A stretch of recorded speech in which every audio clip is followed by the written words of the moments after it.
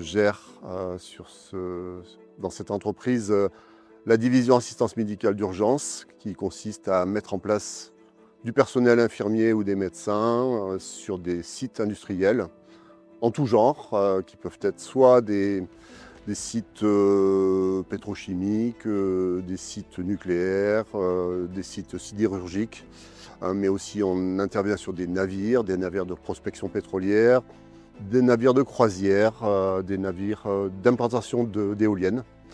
Voilà, en gros, ce qu'on fait. Les aéroports aussi, les parcs d'attractions. On intervient sur le parc Astérix, par exemple.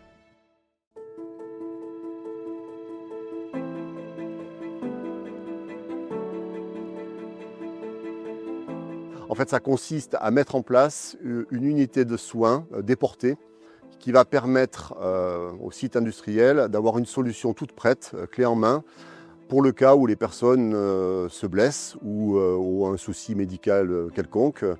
Par exemple, quand on intervient sur les chantiers, dès qu'on dépasse 200 personnes sur un chantier, il y a obligation d'avoir une infirmerie sur site, avec un infirmier qui va travailler avec des protocoles de soins qui sont élaborés par la direction médicale de PMSM et qui vont permettre à nos infirmiers de soigner les gens, soit sur des soins courants, une personne qui a mal à la tête ou qui a une problématique particulière, va pouvoir venir à l'infirmerie, être reçu par l'infirmier qui va le soigner selon ses protocoles.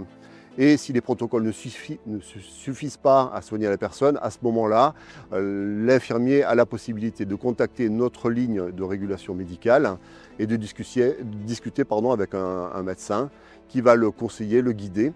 Les conversations sont enregistrées, et ce qui permet de sécuriser complètement la prestation. Voilà.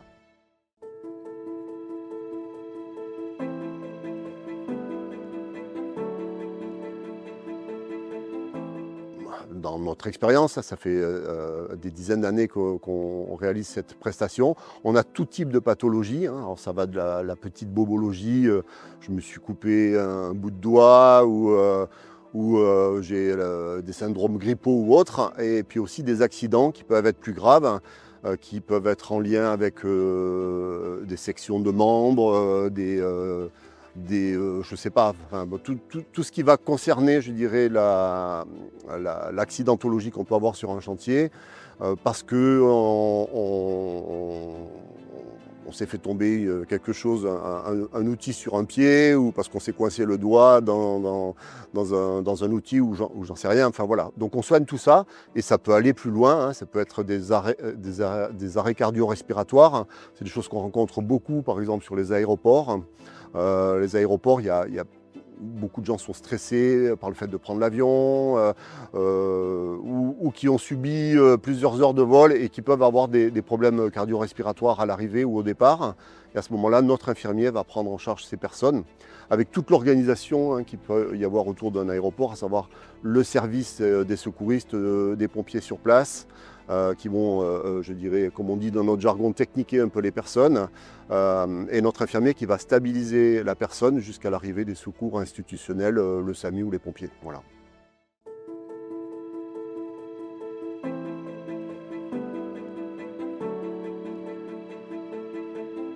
On a différentes formules, je dirais, de prestations qui s'adaptent en fonction des sites et de l'activité du site. Effectivement, sur des chantiers de creusement de tunnels, comme on a actuellement sur les chantiers du Grand Paris, depuis une dizaine d'années, vous n'êtes pas sans le savoir, le gouvernement a décidé de effectivement augmenter le nombre de lignes de métro, de RER sur la région parisienne et puis sur les grandes villes. On a ça aussi sur Toulouse. Et donc ça a généré beaucoup de chantiers de creusement de tunnels, et il y a une nouvelle technologie, enfin nouvelle, je ne sais pas, mais une nouvelle technologie qui consiste à faire rentrer une sorte de tunnelier, qui est une grosse machine qui fait 10 mètres de diamètre et qui va creuser comme ça sous terre. Et à l'avant de ce tunnelier, il y a une zone qui est, je simplifie tout ça, mais qui est en atmosphère hyperbare pour éviter que l'eau ne pénètre dans le tunnel. Et les personnes qui travaillent sur ce tunnelier sont amenées parfois à rentrer sur cette zone avant du tunnelier pour intervenir, pour réparer des roues de coupe. Voilà, ils interviennent avec des gros instruments, c'est extrêmement dangereux. Et ils sont en atmosphère hyperbare. C'est comme s'ils plongeaient sous l'eau en fait, mais sauf qu'ils plongent de manière artificielle à l'avant du tunnelier.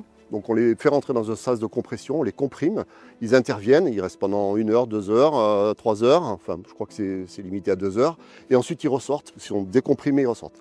Et on a donc une compétence chez PMSM, on met en place des infirmiers et des infirmières avec une compétence mention C hyperbare pour surveiller les personnes avant qu'elles rentrent, déjà prendre leur constante et s'assurer qu'elles sont en bonne santé au moment où elles vont plonger, et aussi quand elles vont sortir, surveiller qu'elles n'aient pas de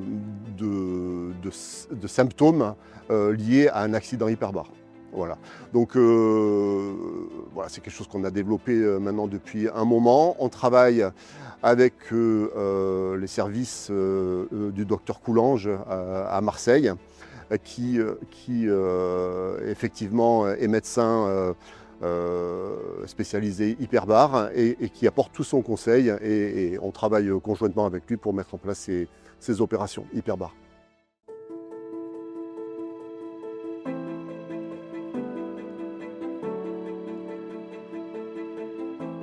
On recrute tout type de profil.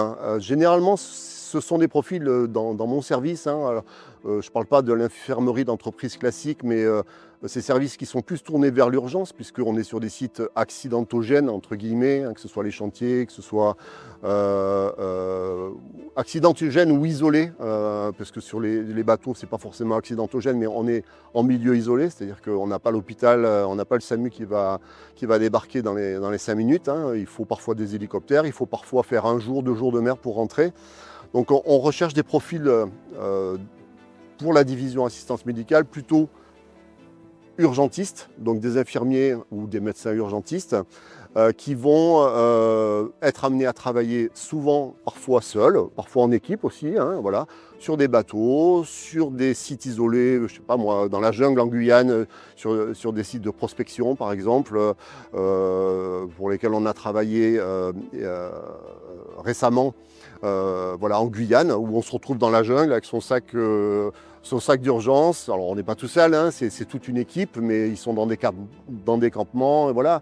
On travaille actuellement pour récemment, on travaille avec la compagnie de croisière Orient Express, qui est toute nouvelle et qui a mis en place un concept, je dirais, de bateau de ultra luxe.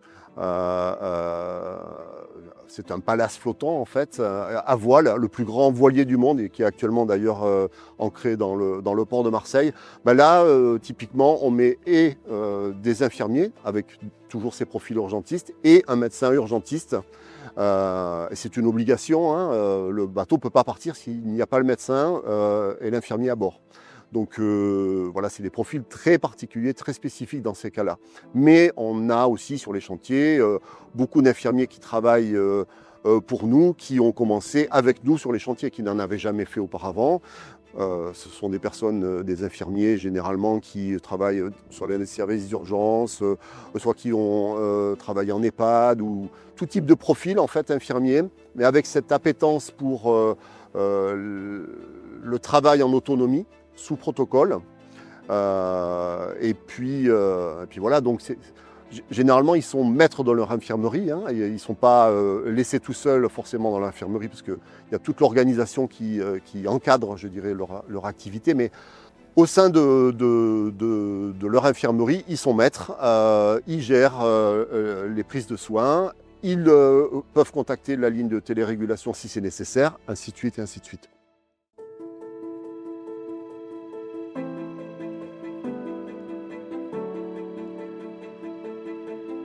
Oui, en ce qui concerne les infirmiers militaires, ce sont des profils qui sont très intéressants pour nous à plusieurs titres. Déjà, ce sont des personnes qui sont habituées à travailler en milieu isolé, en milieu, je dirais, complexe. Voilà. Ce sont des personnes qui, comment dire, sont libérés de leurs obligations militaires assez tôt et qui se retrouvent, entre guillemets, sur le marché de l'assistance médicale assez jeunes et qui peuvent donc continuer à travailler tout en ayant un background déjà très important en matière de prise en charge de personnes en situation d'urgence, en milieu isolé, dans des conditions particulières et complexes. Donc on aime beaucoup ces profils qui ont l'habitude de travailler en autonomie, qui ont l'habitude de travailler de manière très organisée, cadrée, structurée. Et voilà, donc oui, on aime beaucoup travailler avec, on recrute pas mal d'infirmiers anciens militaires.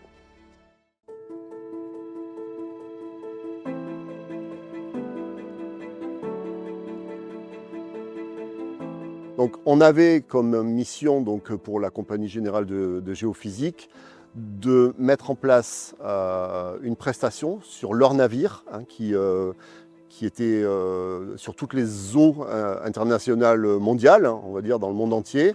Donc on avait la nécessité, l'obligation d'avoir un médecin à bord et donc de mettre en place des relèves tous les 35 jours.